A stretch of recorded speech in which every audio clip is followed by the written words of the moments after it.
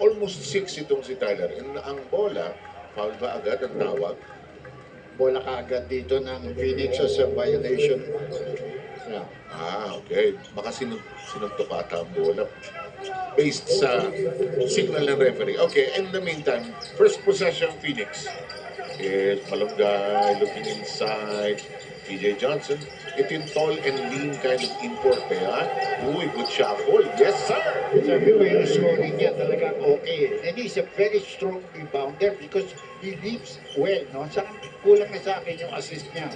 Giving up the ball to his teammates at the proper time. Mukha siyang high jumper. Mukha siyang Rexby joins the party and ties up this ballgame. Mahirap talaga bantayan na hindi mo kilala. Well, You have to really do it as the game goes along. what a pass by Arias to Troy Rosario. And they're playing without Scottie Thompson tonight. No? Anas nabanggit yata ni ating kasamang Bill. Anong impact niya sa game, Dr. Mahirap, siyempre, kailangan mo talaga yun. So, kailangan maganda laro ni Algie. Pero they have